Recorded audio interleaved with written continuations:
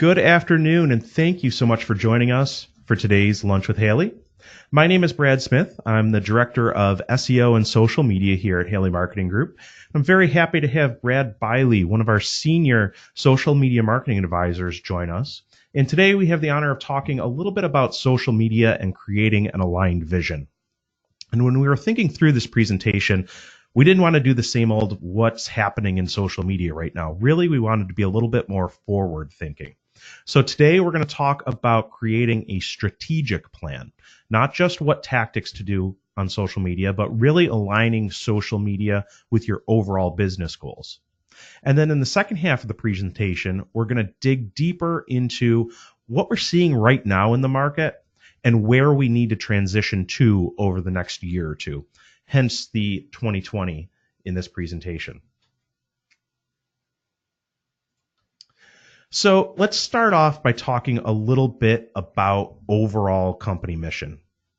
Even before thinking through social media or digital marketing, we need to think through and make sure we have a clear vision for our business. So ask yourself a few questions. Does your company have a very defined mission and value? Does that carry through the entire organization, from the person that's first answering the phone all the way through to the C-suite? We need to make sure that everyone across the entire organization is aligned and working towards that mission. Does everybody understand your key differentiators? Does everyone clearly articulate your value proposition the same way?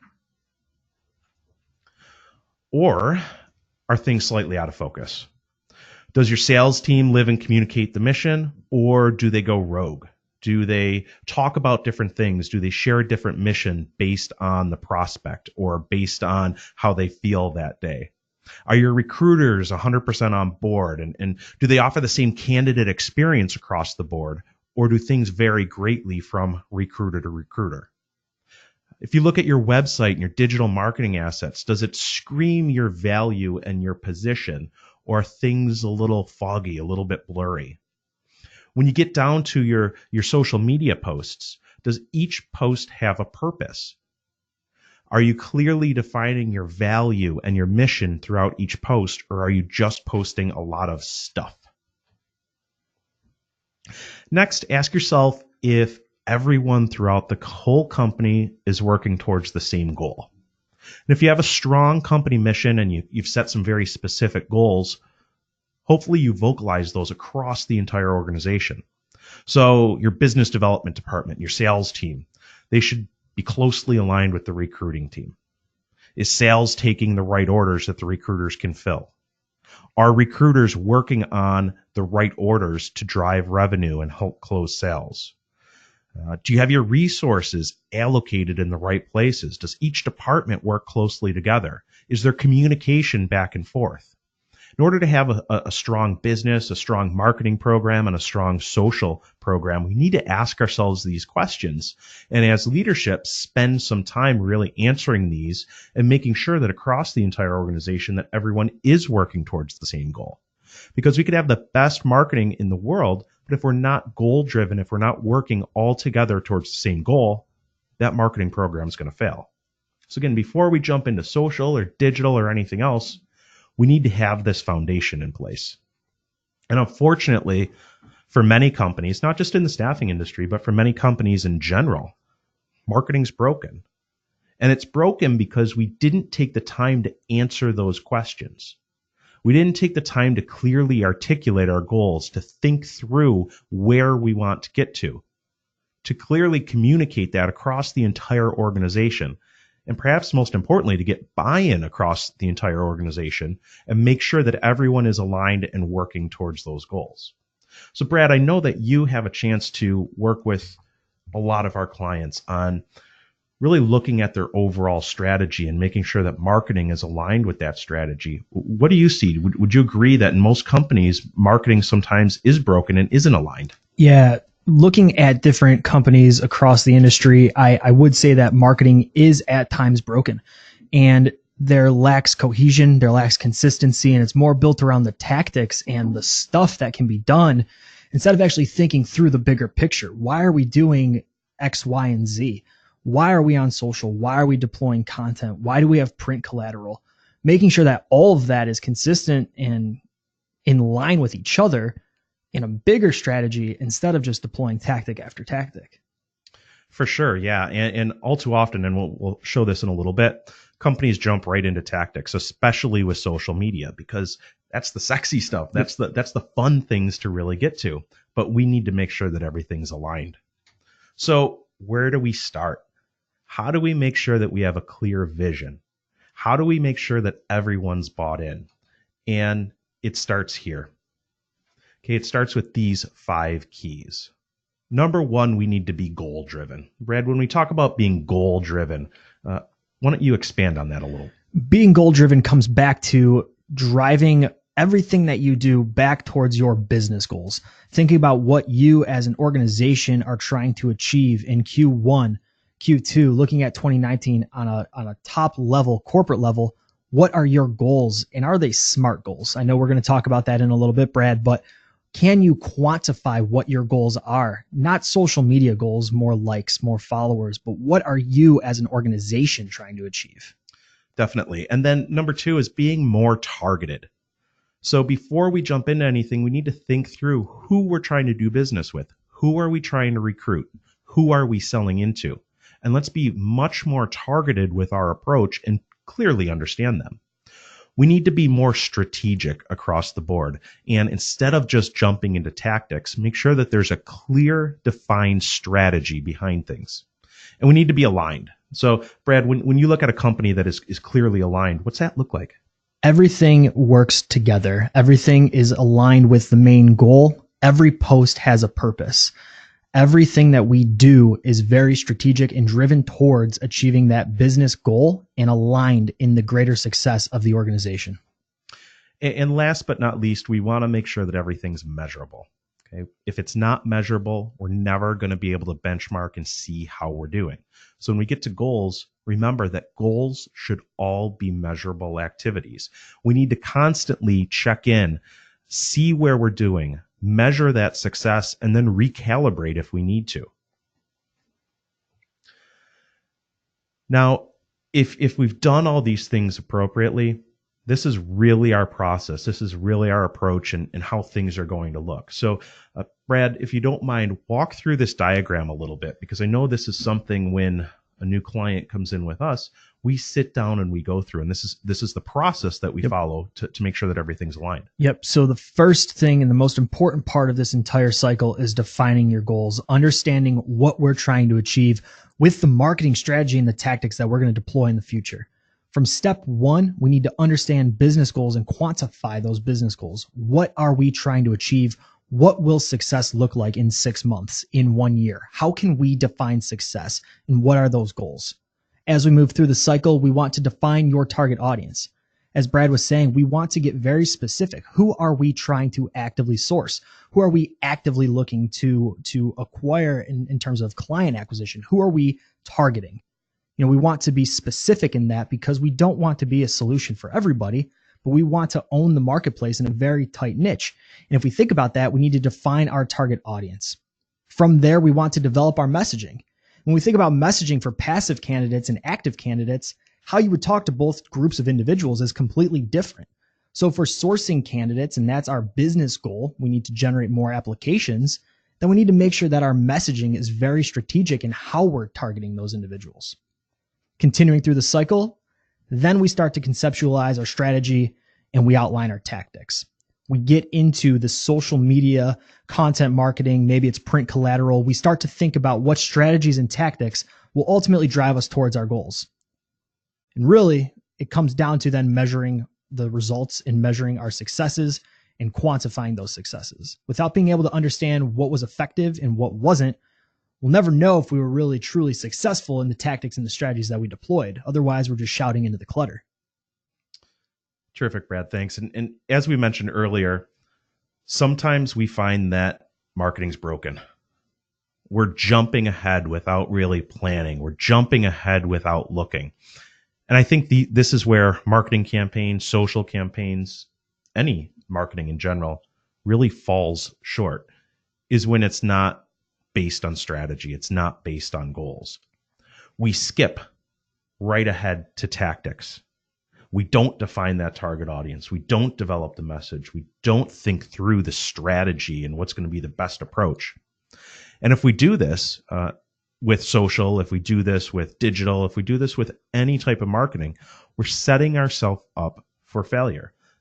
Brad, when you go into a marketing strategy and really haven't defined your target audience, how are you gonna reach that audience? How are you gonna make a difference? You can't. And it's easy to skip to the tactics because as you're looking at social media, you see what other brands are doing. You see the sports teams of the world who are sharing live video, sharing different pieces of video content, for example. It's easy to jump to those tactics because you want to replicate what you're already seeing. But what's underlying behind all of the tactics that you're seeing on social is that those organizations have gone through this process. They've defined their target audience. They've developed their message. They've gone through a strategy and a tactic. They've gone through measuring the results to see what's working. So instead of being the copycat, so to say, and looking at what others are doing, we want to go through this cycle. We want to make sure we're going step by step and making sure that we're going through the process. Terrific. So let's walk through what that really looks like. And like we mentioned, we're going to start with defining goals. Now, when we kick off any new client, one thing we do is hop on the phone and we think through what those goals are.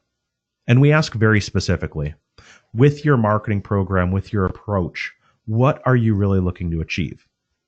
And 9 times out of 10, it comes down to variations of these 3 quotes that you see on the screen here. We want to increase visibility. We want to be seen as a leader.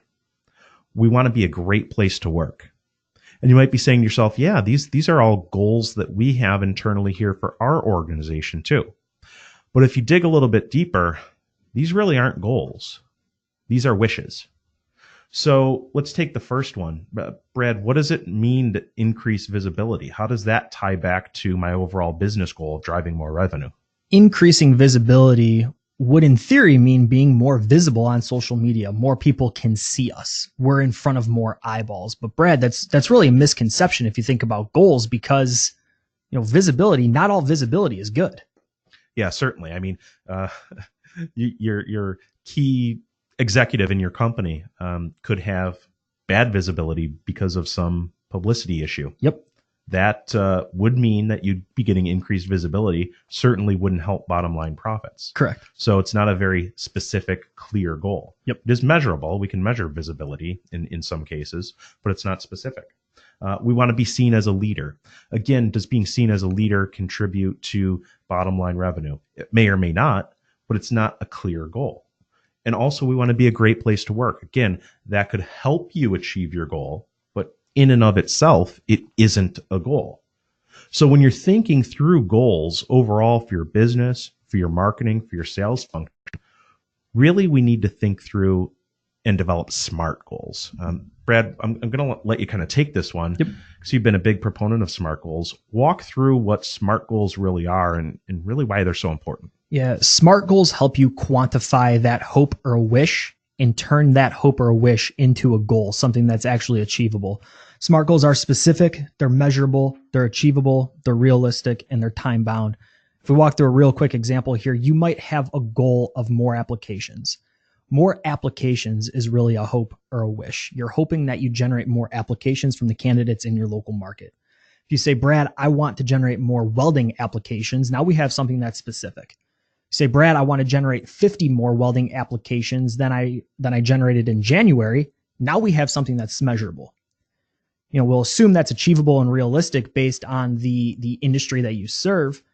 And then really what we want to do is put a time-bound stamp on that hope or a wish. So instead of saying, Brad, as a goal, I want to generate more applications, we would turn that into, I want to generate 50 more welding applications than I generated in January by February 28th. Now we have something that's smart, it's specific, it's measurable, it's achievable, it's realistic, and it's time-bound. And now it's something that we can hold ourselves accountable to. Yeah, certainly. And you definitely need to hold yourself accountable for this because we need to go back in. And I mentioned earlier, we need to constantly measure. We need to constantly look at where we are. We need to benchmark our activities. And then sometimes we need to recalibrate. But if you don't start off with a SMART goal, you're going to be working towards Nowhere. Right. You'll never know if you're successful. Exactly. So once we have our SMART goal defined, really we need to look at who our target audience is. So for most staffing and recruiting agencies, there's two target audiences. We're looking to work with companies that want to hire, and we're looking for good quality candidates. But everyone on this call knows that we need to get more granular than that. Okay? Just saying that we want more candidates isn't good enough. We want more good qualified candidates with a specific skill set. Just saying that we want to work with more employers isn't good enough. What type of employer? What size employer? Who do you want to sell into? Okay? Your audience, if you're selling into an MSP, is very different than selling into a small business. We need to define that audience ahead of time. And Brad, when you're defining an audience, it really just, it goes beyond that too. We need to know what impacts and drives that audience. Absolutely. We need to know their pain points. We need to know what keeps them up at night. We need to think about who that individual is. Who is that, I guess, really ideal candidate? And if we had to write that ideal candidate on paper, what might it look like? What do they struggle with on a day-to-day basis? Because the more that we understand that individual and the ideal individual, everything else starts to fall into place. Yeah, really what creates and drives emotion within that individual. And like you mentioned, what keeps them up at night? What are their biggest problems, both in their professional and personal life? If we have an intimate understanding of our audience, then our marketing can become much more effective. Now, once we define our audience, then we need to move on to our messaging. Okay, you can't skip ahead like we mentioned earlier. You can't jump to messaging right away. You might be inclined to, but without identifying that audience first, without knowing what keeps them up at night and what their biggest hurdles are, our message isn't going to be aligned. So do that audience first and then define your message. When you're defining a message, we look at 4 keys. First is a key differentiator. What truly makes you different than your competitors? And Brad, we didn't talk about this beforehand, but I'm going to put you on the spot. 9 out of 10 calls that you have with a new staffing company that we're working with, when you ask the question, what makes you different? What do they say? What makes me different? Well, it's got to be my level of service, either my level of service or the candidates that I provide. Yep. Service. And now if 9 out of 10, probably 10 out of 10 people that we ask that question answer it that way, it doesn't make you different. So you really need to dig deeper and think through what your key differentiator is. From there, you need to think through what your value proposition is. So for each one of your key differentiators, turn those on their head. Find out why that differentiator is actually important to the target audience that you're trying to reach. What's in it for them? Then define your positioning. How do you want to be seen in the market?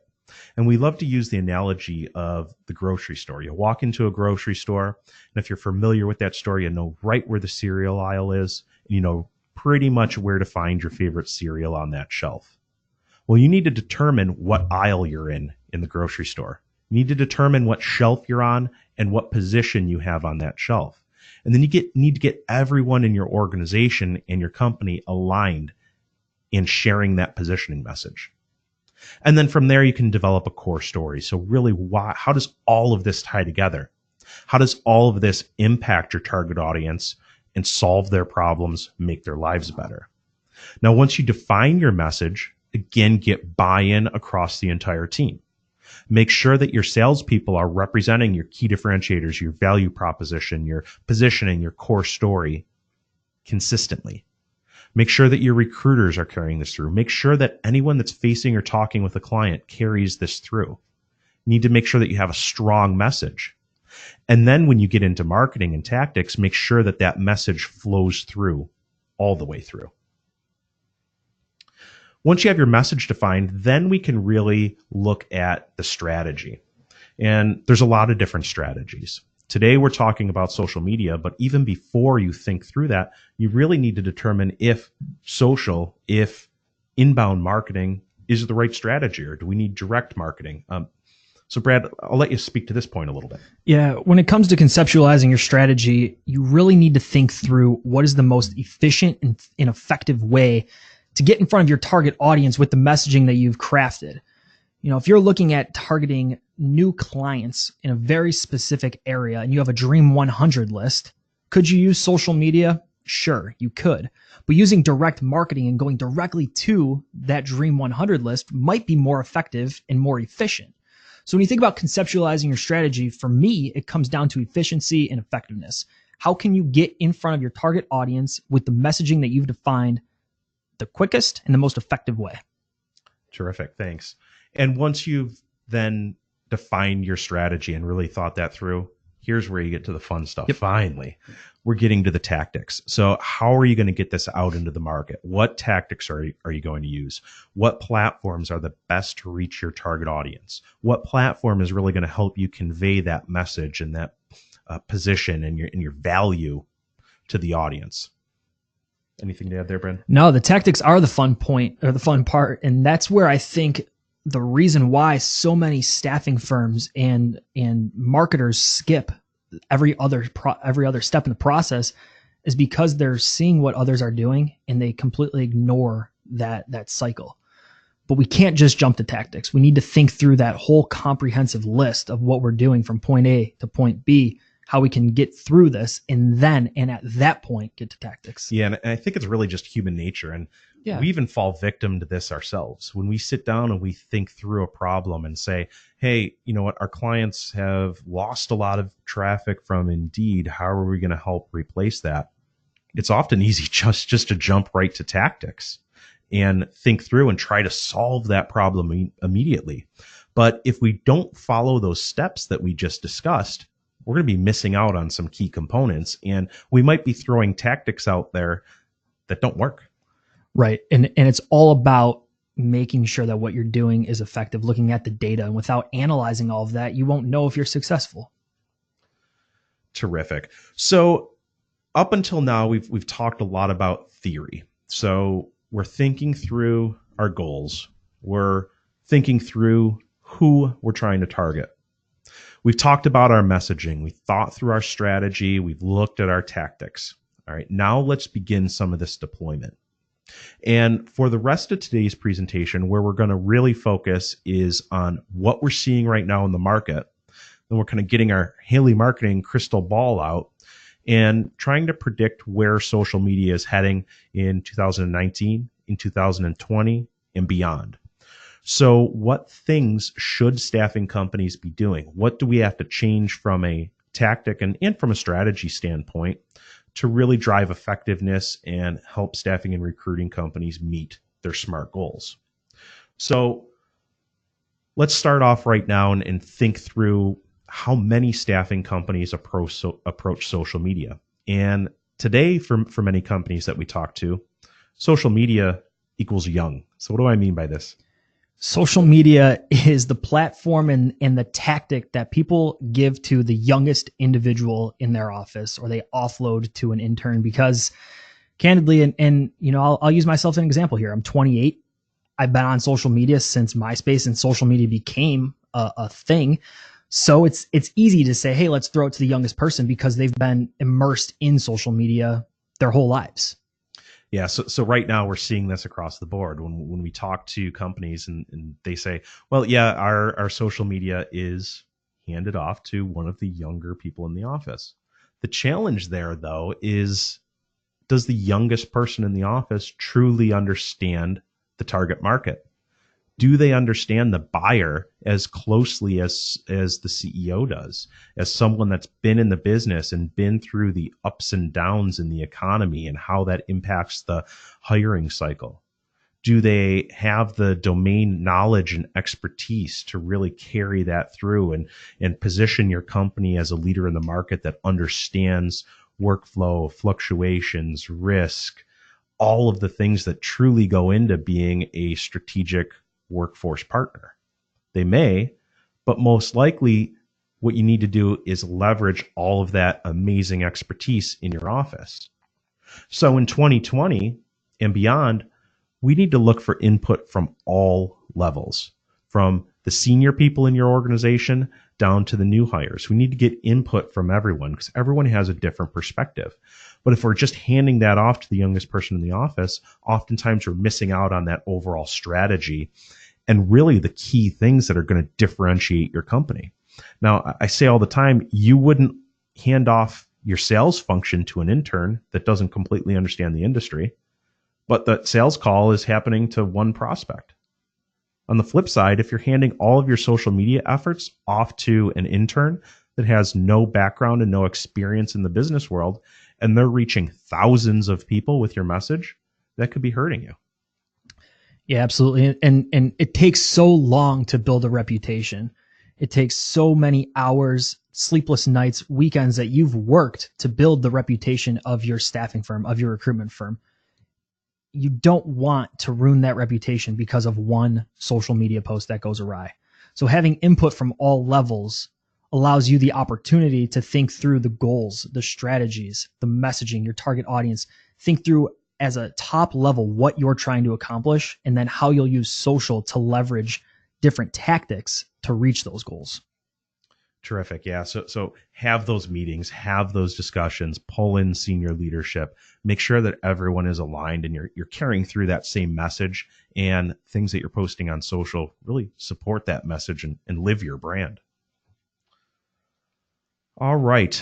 We're also seeing today many staffing companies relying heavily on third-party content. So, Brad, if you don't mind, explain what we mean by third-party content and what companies are doing. So third-party content is unowned content. It would be your staffing firm sharing other articles from Inc., Forbes, Entrepreneur, maybe it's staffing industry analysts. Content that you don't own exclusively is considered third-party content. And across the industry, we see a lot of staffing firms sharing content that goes to another site. And, Brad, my personal take, I think third-party content is okay in moderation. It should be a supplement to what you're doing and what we're about to get to. It shouldn't be the core focus of what you're sharing. Yeah, it really shouldn't. So social media doesn't have to be all about you, but if all you're doing is sharing third-party content, what are you doing? You're taking people away from your brand, away from your site, over somewhere else. Yep. Now, sprinkling it in can show that you're staying on top of what's happening in the local market, or on top of the workforce trends and things like that. So there is value in sharing that sporadically. But if your entire social strategy is comprised of third-party content, you're adding no value for your own business. You're just taking people away from your site, and they're not going to come back. Can you imagine someone going on Facebook or LinkedIn, clicking on a third-party article, reading that article, and then thinking to themselves, hey, who shared that again? Well, let me go over to the Google machine and type that company in and go do some research. They're not going to. However, if you provide unique content, if you spend time in developing and crafting a message, you are going to get that content, that traffic. So for 2019 and for 2020 in the future, really think through how you can go about creating that unique content. And Brad, talk about right now how many companies that are doing this source that content or create that content. Yeah, it's going to start with identifying goals and then really thinking through your target audience and their pain points. So when you think about instinctive user behavior on social media, online in general, users have questions. They want answers to those questions. Google is in business to provide the best answers to the questions that it receives. So we want to use unique custom content as a fuel to drive traffic to your homeland, to your website. To Brad's point, yes, sharing third-party content every now and again when you see a great article is fine. But the majority of your strategy as we look to 2019 and 2020 should be focused around building content that's around the pain points of your target audience. Why do you want to do that? Well, instinctively, when somebody clicks over from social media to your website, now we own the messaging. We own the experience for that user on your website. We can deploy different calls to action.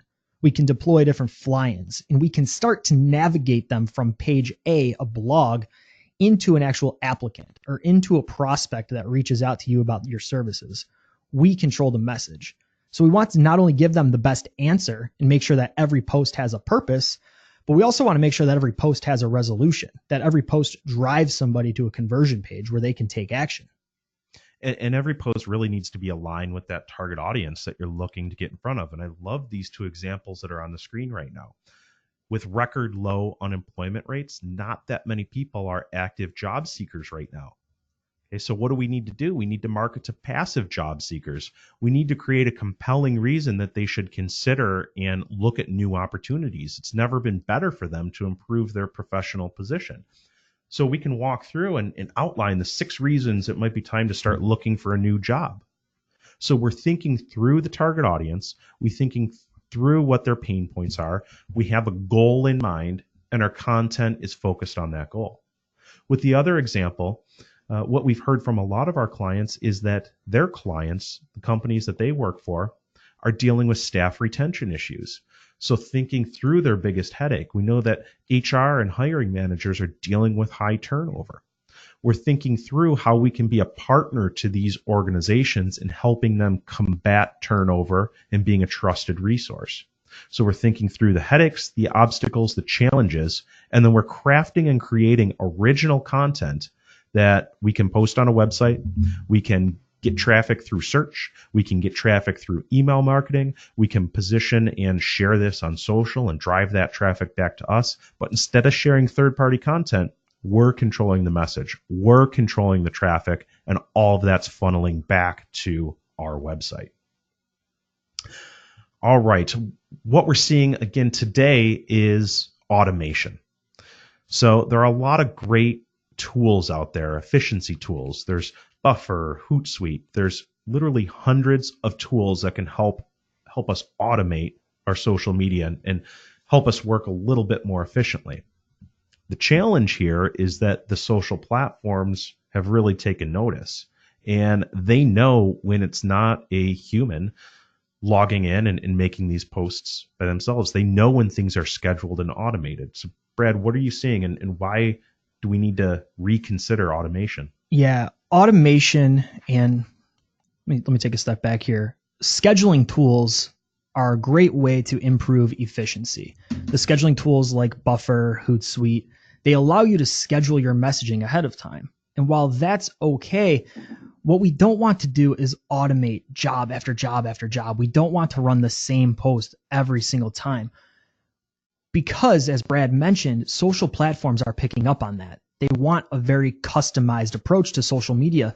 They want you to be owning that social platform and making sure that as you're publishing content, users are getting value out of it.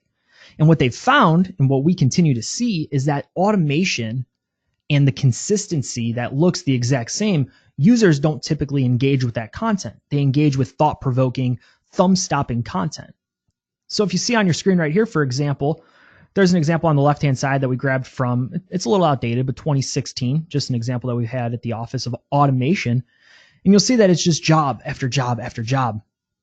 With social media, you're not only competing against other staffing firms, other recruiting firms, but you're also competing against bands, sports teams, friends, family members. There's so much noise on social media that we need to make sure that every post has a purpose and that every post has thumb-stopping, captivating imagery. So that as somebody's scrolling through social, they see the imagery, they stop on it, and they take the action that we're prompting them to do so. So you see the Eastridge example here at the bottom of your screen. You see the Power Personnel example. All 3 examples on your screen are driving individuals back to an available job opportunity. In 2019 and in 2020, we strongly encourage you to make sure that you're using captivating imagery to drive individuals back to your available opportunities. And thinking about target audience, Brad, making sure that the individual that's looking at social can see themselves in the role. If you're hiring some sort of warehouse employee, making sure that the imagery on that now hiring image is somebody in a warehouse. It's not a doctor. Making it very specific and targeted to that end user. Yeah, so really thinking through that target audience and making sure that the copy, the content, the tone, the image, how you approach things all align. Yep. What we're also seeing today, a lot of staffing companies are very brand centric. And what we mean by brand centric is they're thinking through and sharing a lot of content about themselves. It's we. And Brad, why is this an issue? Well, I mean, we're not the little pigs over here, right, Brad? So we want to make sure that it's about the end user and that this content is audience focused instead. If we're always focusing on ourselves, I'm going to be honest for a second. Your audience doesn't care about you. They care about the solution that you provide them. Your candidates care about the opportunity and the role that you could put them in. It's not so much about the branding as it is what you can do for them. So when we think about content and we drive that as audience focused, it's how can you provide value to the end user?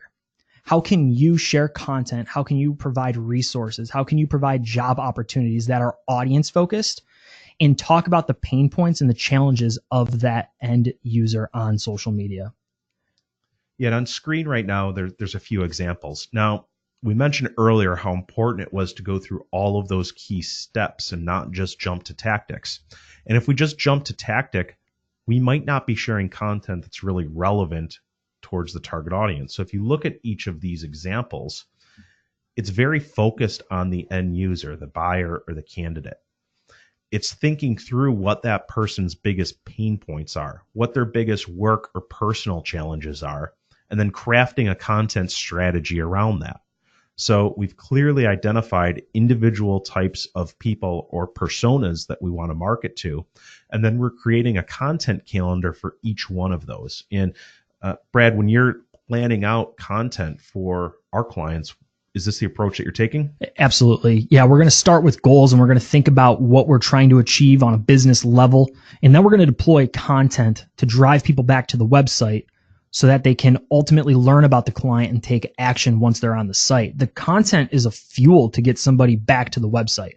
We want to provide the best answer to a common question for the target audience.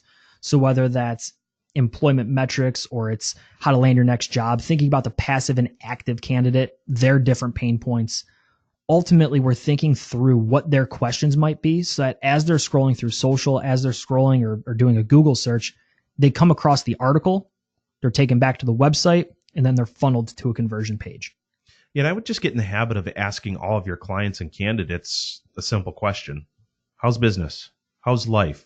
What's new? What's going on in your market? What's going on in your business? And then shut up and just sit back and listen and take notes. They'll share a lot of their biggest challenges. And if you can begin to document those and really listen to those challenges, that's your content strategy. You can go back and think through how your services can help them overcome their challenges.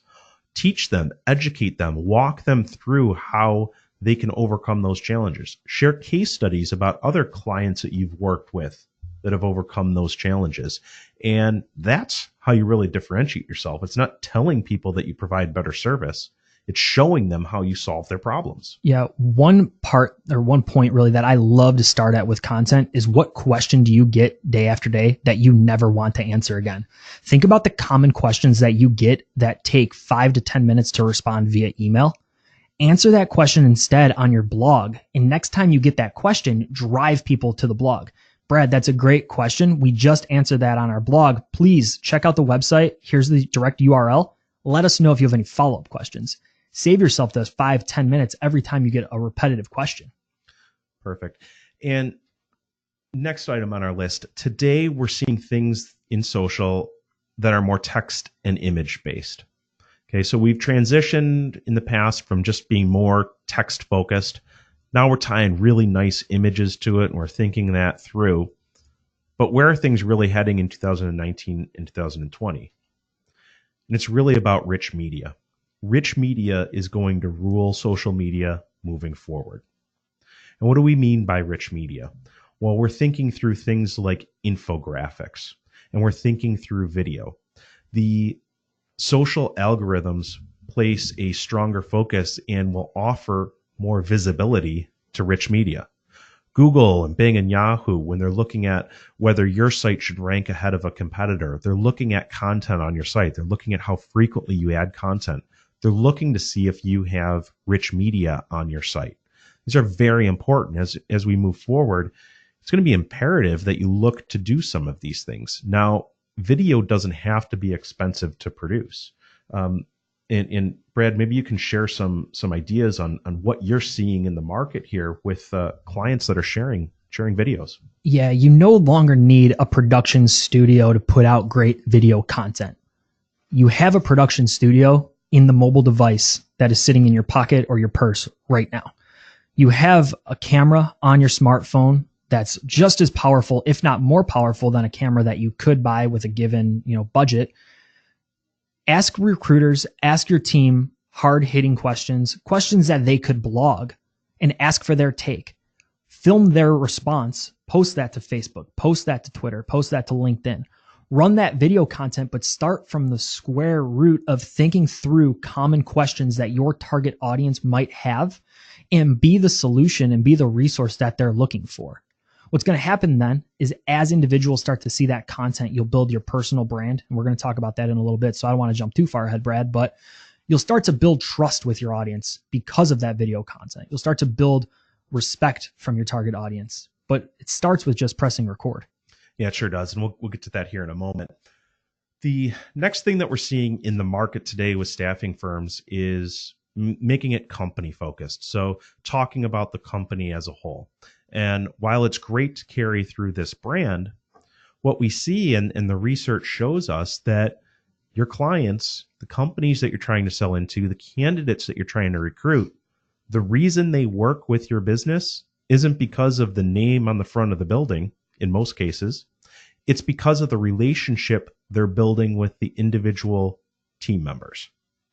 So in 2020 and beyond, it's going to be building that personal brand. It's going to be putting faces behind the names.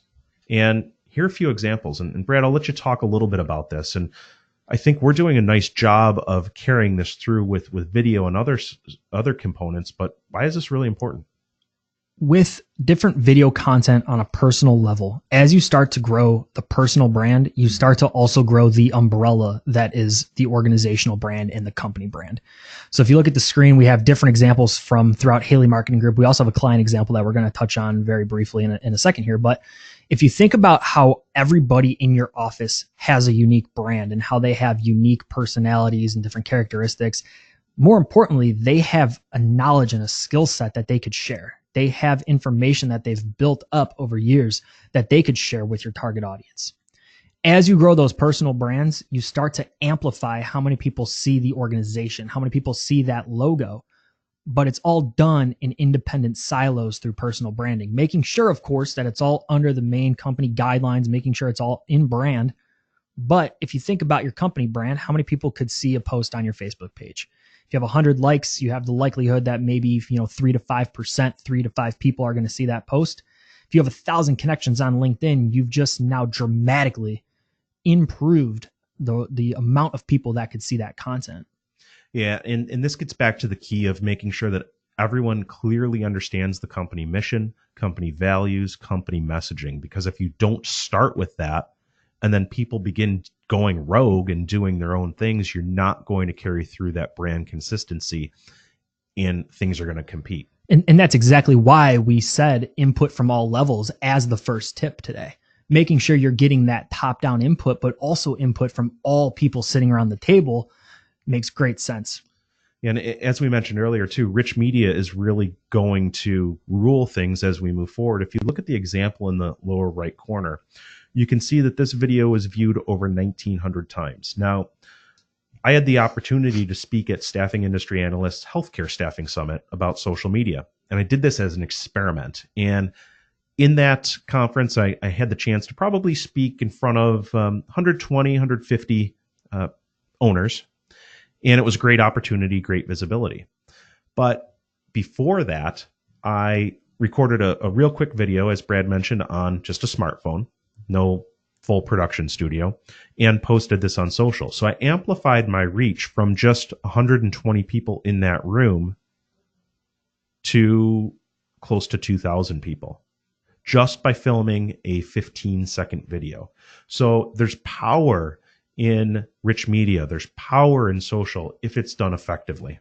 Just real quick, Brad, about rich media, just one more point. If you think about how you consume the daily news and you ask your neighbor how they get their news, it could be different. You could read the morning paper. You could watch the 6 o'clock news at night. You could watch the morning news in the morning. Maybe you get your news on Twitter.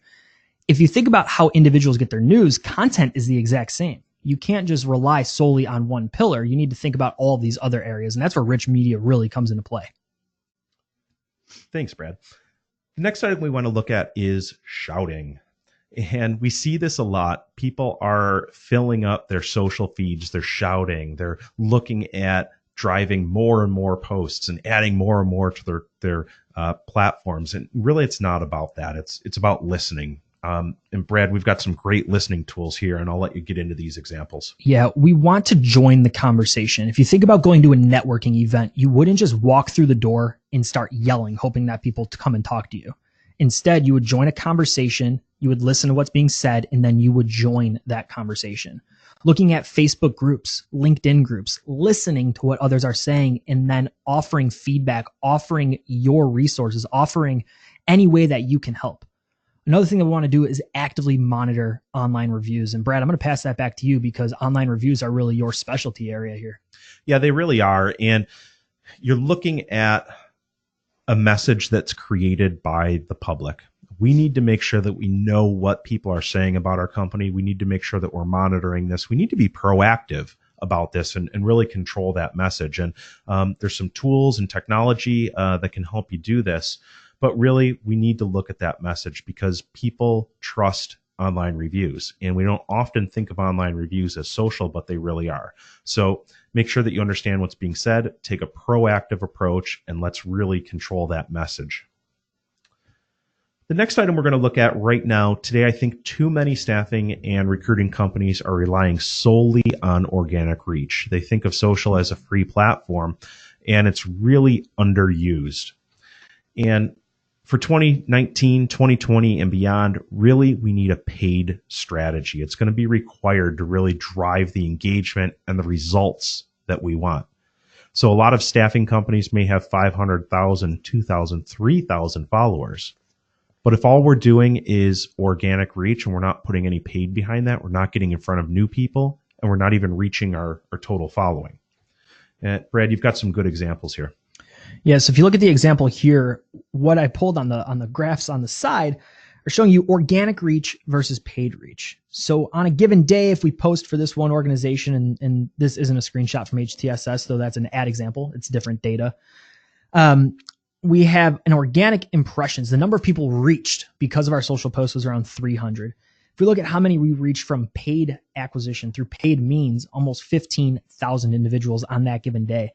So using a small ad budget, but not just boosting content, not just clicking boost or clicking promote, but thinking through that target audience, making sure the right people are seeing it. Because candidly, if you place candidates in Lehigh Valley and I see your messaging in Buffalo, New York, I'm not going to apply to your job, right? So it needs to be very specific based on demographic and that target audience.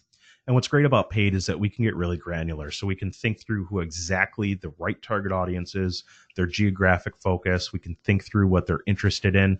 We could have targeted campaigns that get you in front of your competitors' candidates or your competitors' clients.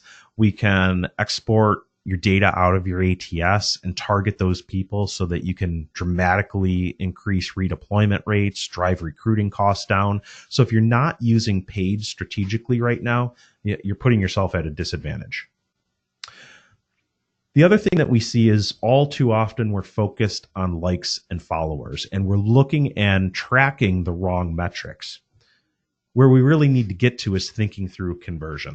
Yeah, likes and followers are great, but they're really just a vanity metric. What we want to do is look at what is actually happening on our website because of everything that we're doing on social media. And if every post has a purpose, making sure that those posts are driving traffic in the right way.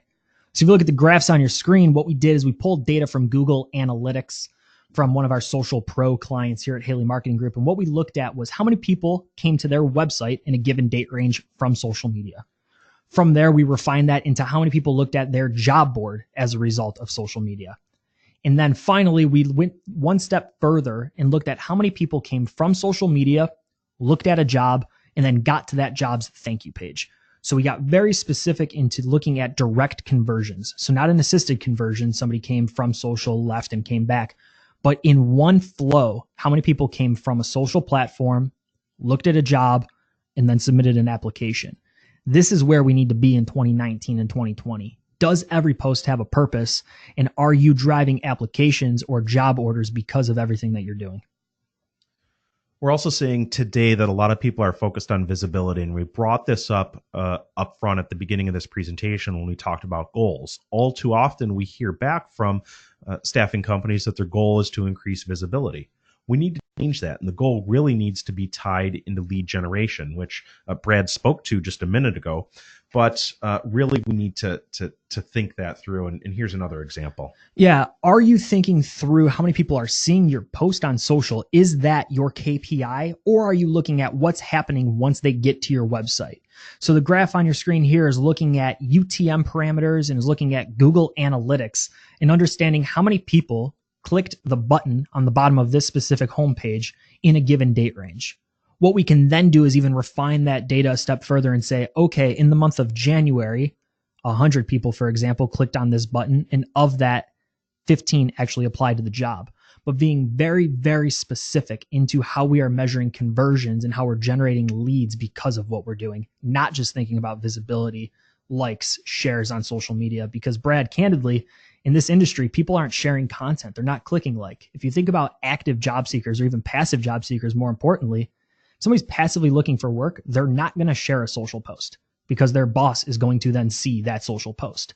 So we need to look behind the scenes and look at what happens because of every post. Yeah, and not be too worried if you do share great content on your site and it's not getting a ton of likes and it's not getting a ton of shares or engagement.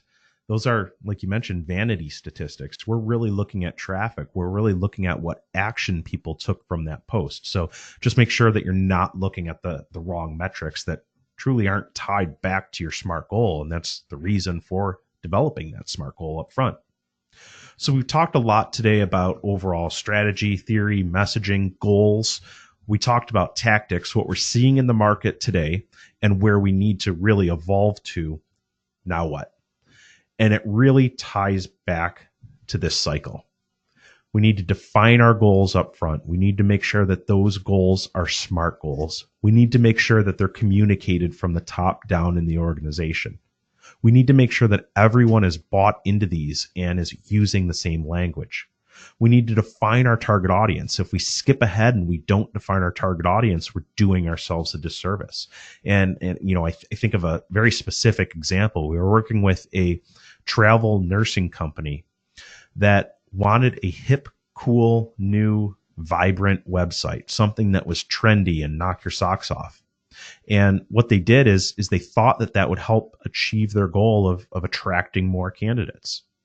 But we took a step back and we said, hey, I get that that's what you think you want. That's the tactic that you think you want to deploy. But let's just make sure that that's the right tactic.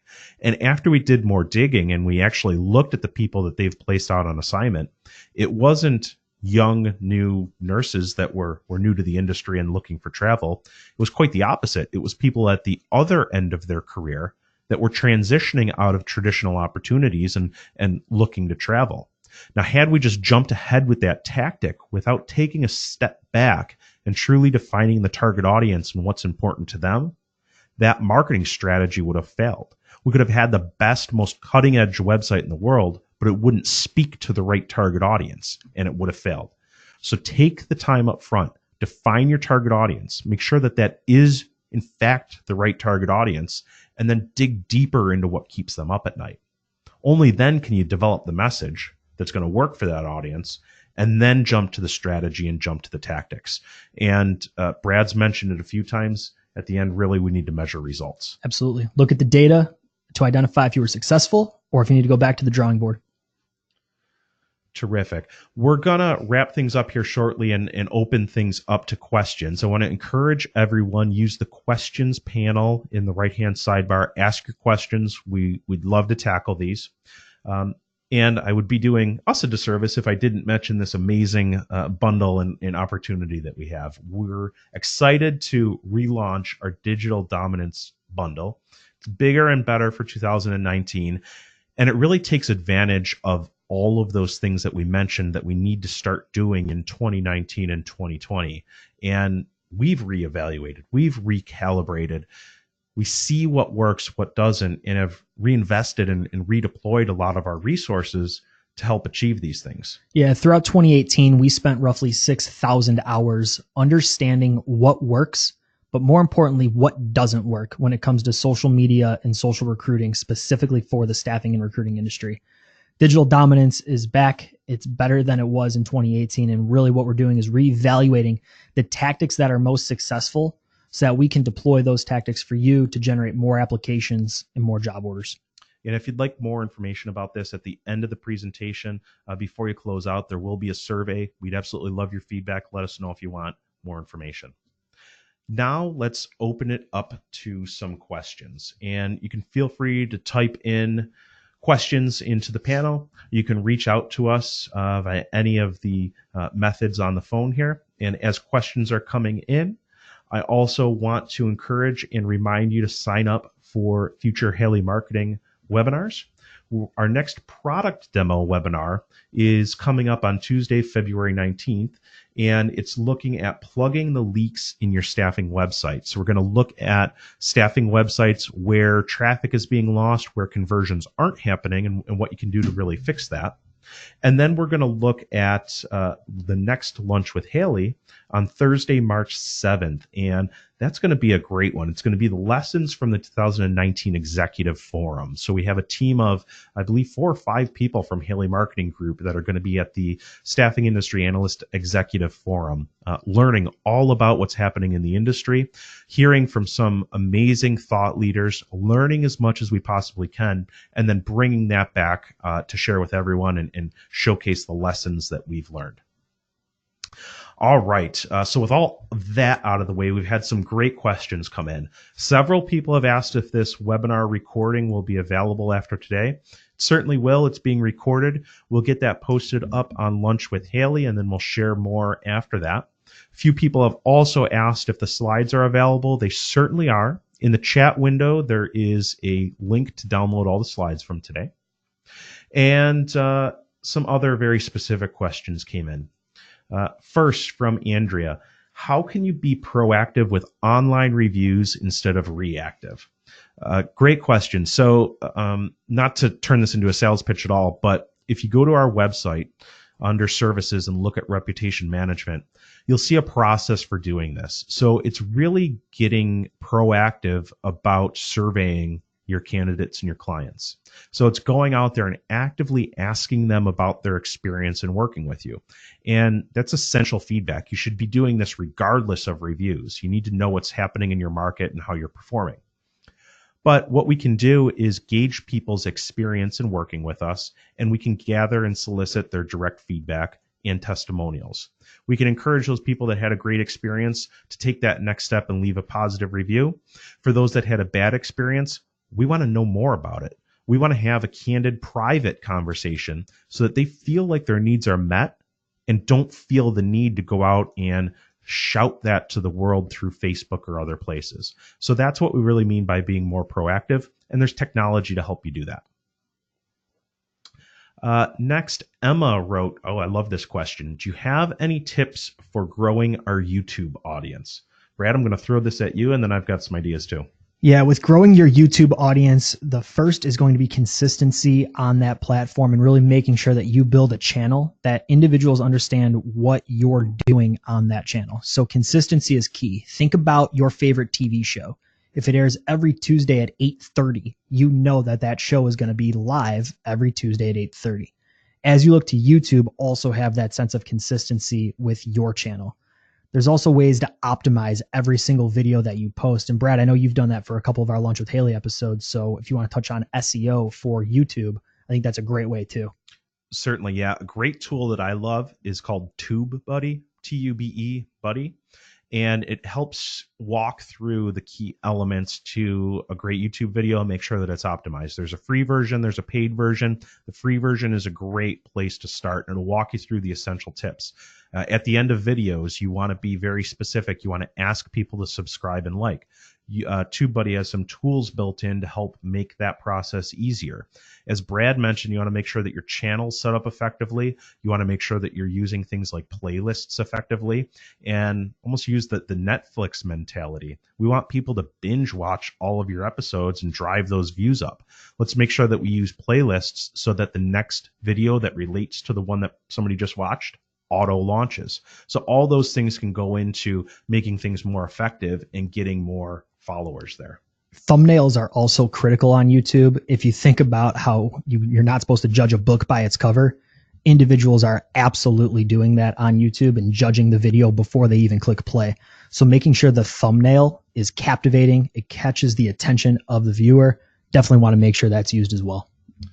Brad, we're getting some amazing questions in here, and I know we're going to go over time, but I want to answer all of these. So there's some great questions. Alicia wrote, can you talk a little more about how to support staff in setting their personal brand while keeping it in line with the company brand? And this is something that we're working through right now as a company too. That's a great question. I think it starts with understanding your brand guidelines, understanding what is in line with your brand, whether that's colors, logos, fonts, and then coaching that individual through how they should portray themselves on video that's still in line with the organizational brand. Now, we don't want to get into a sense where we're telling people what to do, but there's always opportunity to coach. And I think we've done a great job at Haley with that. I know, Brad, you've helped myself, Matt Lozar, really craft a personal brand when we think about video content. But now we're doing that for so many other individuals here as well. You know, we have an Instagram channel that features different videos from individuals throughout the office, but coaching people through what the brand is, giving that top level input of direction, goals, what we're trying to achieve, making sure every post has a purpose, and then letting that individual run with it. And I think it really ties back to having a strategy and messaging up front. It ties back to knowing exactly what target audience you're trying to reach. I like the idea of having some centralized group of individuals or department review things before they're released out there to make sure that it's in brand. And if it isn't, help that person, guide that person to get that in brand. Just don't say, no, you can't share this, it's not in brand. Walk through and explain why, how, work closely with them. I also like the idea of helping those individuals that might be a little shy or unsure work through what they're really going to share socially. Help them discover what they're passionate about. And if you can discover what they're passionate about, making sure that it's in line with the brand, they're going to be very confident and well-spoken on those topics. Yeah, and that doesn't even need to be coaching them through video content. If you have somebody that loves to write, don't necessarily push them to be on video. Guide them and coach them into creating consistent blog content. If somebody wants to talk and they want to do audio content, coach them through that process. But using that as an opportunity to feed into their strengths while also coaching them to the next step. Another great question came in from Eugenia. Are there websites or apps that offer good resources for creating original content? What I would suggest here is become a consumer of content. We mentioned earlier that you need to listen. Sign up for podcasts. Sign up for newsletters. Be active consumers of content. Listen to your clients. Ask your clients what resources they turn to for workforce trends and things like that. And read and consume as much as you possibly can. We're big proponents of podcasts. We focus on marketing and recruiting podcasts. There's some amazing resources out there. So just immerse yourself in those.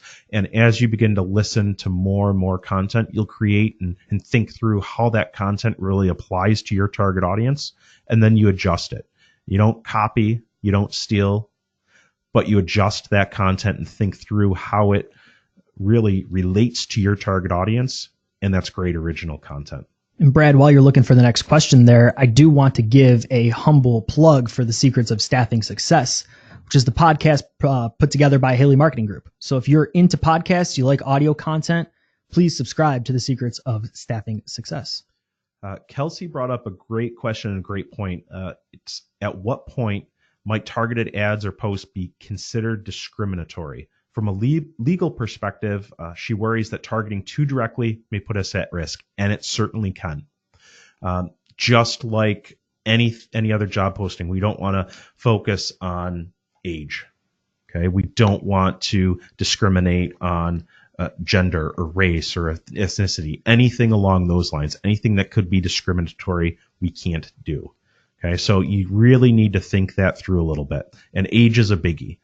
Several large companies, I believe Walmart, Target, several others have been hit recently with lawsuits because they were using targeted Facebook ads by age to promote specific job opportunities. Can't do that. So just think that through. Jerry asked a question that's very specific to our services. How unique is the content Haley generates for your clients in the exact same staffing industry? So how do we make sure that content's specific? Well, we have a team of writers here. We have a team of about 50 writers that are writing unique content for every single client that we write for. What we're also doing is putting together a unique content strategy that is specific to you and your goals and your target audience. When we put together a blogging program or a content program, we're not giving you one article and also giving another client the same article. Every single piece of content that we create is custom written for you with your target audience in mind, your goals in mind, thinking through your location, your area. But ultimately, we're creating unique content for you, and we're not taking and giving that to somebody else. And our last question just came in from Sarah. How can we gain better visibility on Snapchat? And I want to get back to kind of the first part of this presentation and thinking through whether more visibility on Snapchat should be our goal or not. It may, okay, but let's think that through. Why do we want more visibility on Snapchat? What's truly the end result we want to get? Is it more applications from a younger demographic? Okay, more visibility on Snapchat might be a step in that direction, but we need to think that through. Yeah, it's ultimately thinking through how to be efficient and effective with every single post that we make. If we're looking at visibility on Snapchat and you've gone through the process, you've identified your goals, you've looked at your messaging, your target audience, the strategies and tactics, and you've finally decided that Snapchat is the best play, then if you're looking for visibility, I would be in the boat of running promoted ads, geo-filtered ads based on very targeted locations. So if you're running, let's say, a job fair at a college campus, dropping a geo-filter on that college campus during that job fair, maybe the day or two before and the day or two after. So we're telling students about your organization. We're getting in front of them, thinking about real-time Snapchat at the job fair. It's from a user experience standpoint, it's tough for me to get to a place where candidates are going to be on Snapchat at that actual job fair while they're there because they're putting their most professional foot forward. So I would rather run those ads a couple days before, a couple days after, and make sure we're targeting the campus, we're targeting other locations with those ads. Yeah, but again, let's think that through and make sure that Snap really is the right place to be for the audience that we're trying to reach. And then let's measure that. Let's make sure that we understand what our goal is, benchmark it, make sure that we're hitting that with Snapchat, or if we need to tweak or adjust. Terrific. Well, Brad, I want to thank you for joining us today. Thank everyone that hung out this long. We had some amazing questions, so thanks to everyone that submitted those. And we look forward to seeing you on a future Lunch with Haley.